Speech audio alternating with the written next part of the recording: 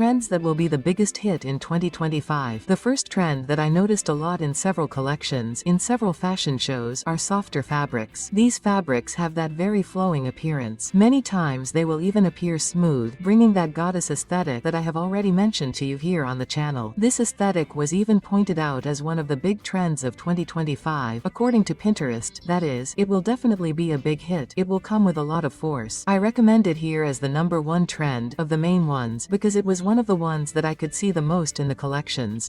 Almost everyone brought a dress that was made of a very soft, very flowing, very ethereal fabric. This idea of something angelic, something from another world. These dresses tend to be a little longer, which doesn't mean we won't find shorter models, but in general, I've noticed a certain predominance of these slightly longer lengths for 2025, once again creating this ethereal aesthetic of a goddess, an angel, a mystical creature. I think it's beautiful because it's an aesthetic that really values elegant women, but it's a bit different from the more traditional format, you know? That blazer thing, that stiffer, more fitted thing, you know? No. It's going to move away from that a bit and bring a bit more softness. It really values Brazilian women, mainly because of their curves. In the case of women from other countries or those who don't have as many curves, you'll also see this appreciation, since we usually have a waistline, giving that guitar-shaped body effect. Soft fabrics have also appeared a lot in blouses and skirts, meaning that instead of a dress, you can opt for a set. I'm a big fan of sets, as you already know, because sets are great. You can wear them all together or the skirt separately, the blouse separately, which makes it much easier to put together your outfits every day.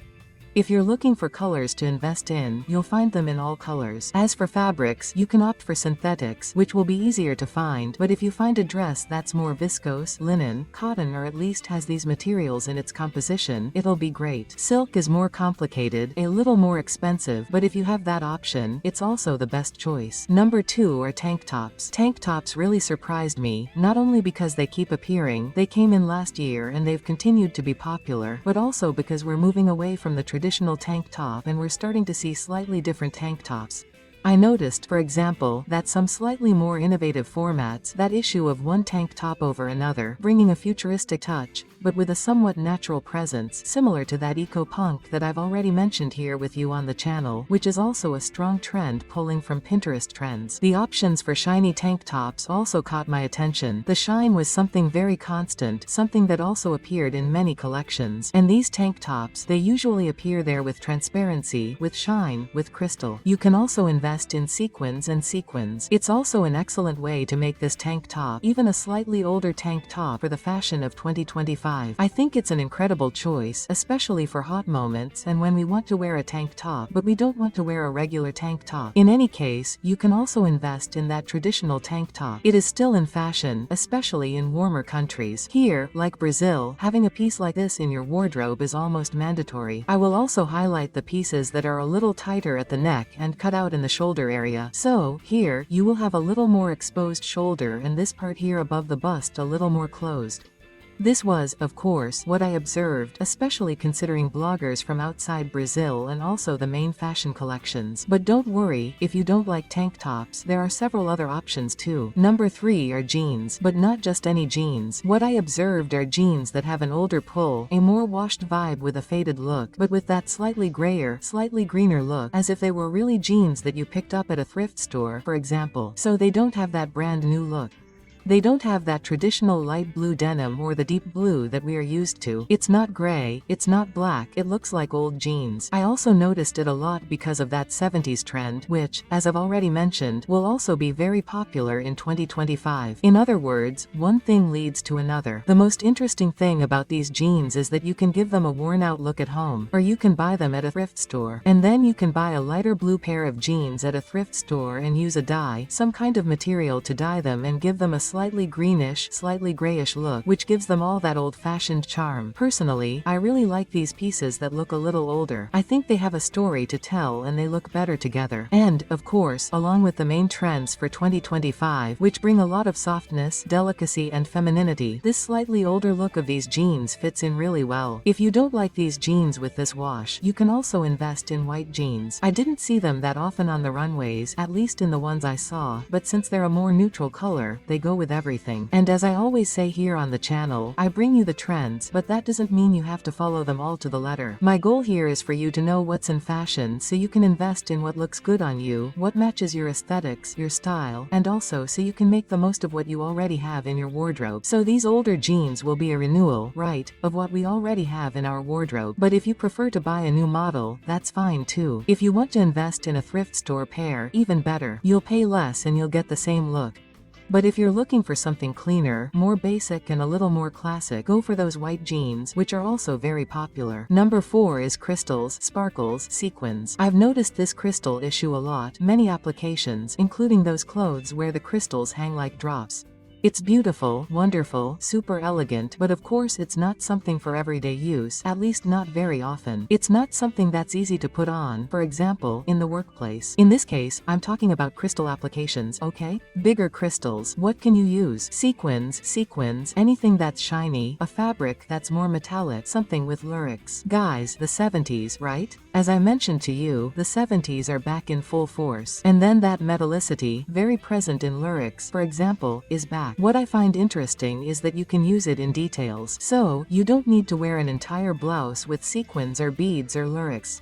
You can opt for 1 or 2 shiny details. One sparkle that caught my attention was the golden sparkle and the champagne sparkle. These 2 colors really caught my attention. It doesn't mean that there wasn't any sparkle in other colors, but these 2 brought a lot of elegance. They are sublime, soft, extremely feminine, extremely sophisticated colors. So, for example, if you're a woman who's getting married or maybe going to a graduation party, you're the mother of the bride, maybe you're going to be a bridesmaid, you're looking for something sparkly, you want to add some element to your dress, this champagne sparkle or this golden sparkle fits in very well. Remember that in the case of a wedding, if you're not the bride, avoid very light tones. So, champagne? You can leave the champagne aside. For the graduation party, it's totally fine, no problem at all. And also if you're the bride, then you can use and abuse champagne on your dress too. This champagne sparkle will look wonderful and elegant. And tell me what trend you're most excited about for 2025. It might also be something you really like. Maybe you like the 70s and are really excited about the return of this trend. Tell me in the comments and help me by adding the magic words of the day, which are Trends 2025. I'm counting on your help. You know that your comment helps the channel to continue, right? So, while you help me with the comment, we'll continue with the video. Number 5 is Flamingo Pink. Guys, this color really surprised me. I saw it in many fashion shows. The interesting thing about Ingo Pink is that it's not a specific shade. I noticed a pink that goes from medium to darker, almost red, but always within the colors that appear in a flamingo's feather. This color is very pretty. It really draws attention. It's a very feminine color, but it's different from that bubblegum pink or Barbie pink. It's more elegant, it's more sublime. I saw it both in dresses and in more classic and traditional pieces like tailoring. Chanel brought this flamingo pink, as did Carolina Herrera, so it's a color that I believe will appear with a lot of force, especially now. So when we have, right, the main fashion shows, they came 2-3 weeks ago, they take a while to reach the main stores. So it takes a while to reach Cia, Renner, Leader, especially here in Brazil, trends take time. But when you look, for example, at Temu, AliExpress, when we're talking about international stores, these trends arrive faster. So flamingo pink will probably start to appear in these international stores. It will be easier for you to find. Just like I mentioned last year, pistachio took a long time to reach department stores. If I'm not mistaken, a store that brought pistachio with a lot of force was Renner. It was the store I observed the most, pistachio. So keep an eye out. You will start to notice this pink that is more flamingo, which is more neutral. I don't consider it to be too cold or too warm. It's a pretty pink. It's a pink that you look at and want to wear. It's different from Barbie's. You'll start to see it more strongly. Once again, it's an excellent color to wear to a wedding or graduation. It draws attention, brings a lot of femininity, and goes very well with softer fabrics, that is, with that more goddess look, as well as with slightly harder pieces like tailoring. It looks beautiful on a blazer, and it looks wonderful on that entrepreneurial woman, you know, especially those who work in the beauty industry. So, if you're a woman who might work with dash lifting, if you're a woman who works with nutrition, for example, I see this color very much associated with everything that is beautiful, sublime, and feminine. So, it's worth keeping an eye on. Number 6 is lace. Lace also appeared a lot, and a very wide variety of colors when it comes to lace. But what I saw most strongly was white lace and black lace. That's it, folks, everything the collection brought. White lace has a slightly more delicate, feminine and innocent feel, in the sense that it is usually a type of lace used for brides, for example, so it brings that purity and delicacy. Black lace conveys more power, more sensuality and more luxury. You will see this association of lace with transparency a lot, for example, and of course, lace can be worn underneath with a lining. So, if you are a woman who really likes lace, but doesn't like transparency, just use a lining underneath, no problem. If you are a woman who prefers something more classic, more traditional and delicate, I recommend white lace. It can appear in details. A sleeve on a blouse, the hem of a skirt or even an entire skirt. A lace dress looks beautiful, especially in the summer. If you like crochet, for example, crochet gives it a slightly more natural feel, a little more earthy, focused on handmade. Meanwhile, lace has a slightly more sophisticated and elegant feel. So, if you already like something, but you want a slightly more sophisticated vibe, you can go for this lace. If you are a powerful woman, then I recommend black lace. We just need to be a little careful with black lace so that our piece doesn't look like a thong, because depending on where you're going to wear it, it won't be very well received, okay? Especially when we're talking about the work environment. So, just be careful with this issue of black lace. If it appears, for example, on a skirt, it looks very beautiful. And since it is a more sensual lace, it already conveys this sensuality. I recommend that you avoid very tight pieces. This doesn't mean that you can't wear any tighter pieces made of black lace, but depending on the place it can be a little too sensual. So save these pieces for special occasions, because then you'll really rock. Number 7 is the color yellow.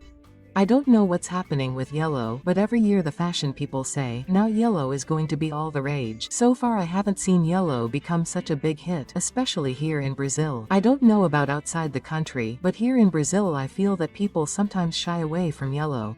Maybe because of the flag, people don't like it as much, but yellow ends up being a little forgotten. But none of this happens outside the country, because I noticed the presence of yellow in several fashion shows, ranging from butter yellow to egg yolk yellow. It also came very much in line with the issue I mentioned to you about softness. So, it appeared quite associated with softer fabrics, skirts, dresses and blouses, usually bringing a little bit of transparency, making this color a little less strong, because when we take a yellow and put it in a very closed piece, a very stiff piece, right, very classic, what happens is that it shows up too much, but when we put it in a very flowing, very light, very sublime piece, it ends up softening it. So you can bet that if you like yellow, there will be yellow for you to buy.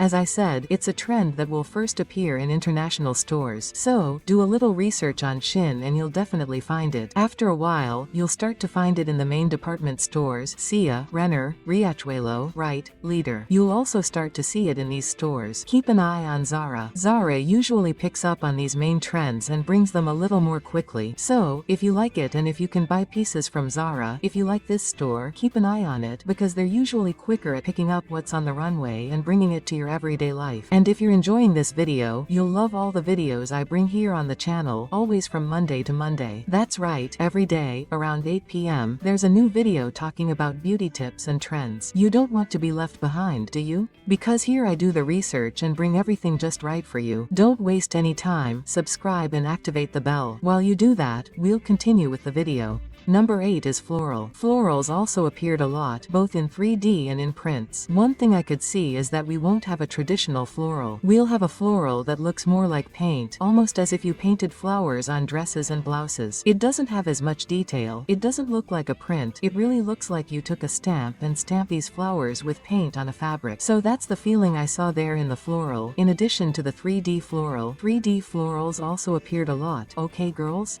So, from a 3D full of flower appliques to a very large flower. If I'm not mistaken, Carolina Herrera brought a lot of this floral issue. It's already a brand like that, right? Yes, it's something that comes up a lot when we talk about Carolina Herrera. So, this floral thing is coming back. They never went out of fashion, but this 3D flower that was a little forgotten is back, as are florals, everything floral that is also more 70s style. So, when we think about those very floral blouses, you know, that blouse that looks like a tourist? So everything that has that very 70s vibe is also back. So do some research on pieces that mix well with this more blurry look.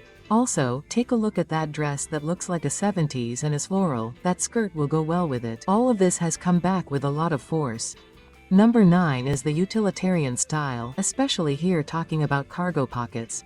So we're going to have a lot of blouses with external pockets, a lot of skirts with external pockets, pants with external pockets, everything that is cargo. Did you see the phenomenon of cargo bags last year? Remember how they appeared a lot, getting a lot of attention last year. So they're coming back now in 2025, they're still going strong and now, added to the more pieces with pockets. It's a more casual, youthful trend, it's not so traditional, so classic, it doesn't have that old money look that I know you love. Maybe at most a cargo short can maintain this aesthetic.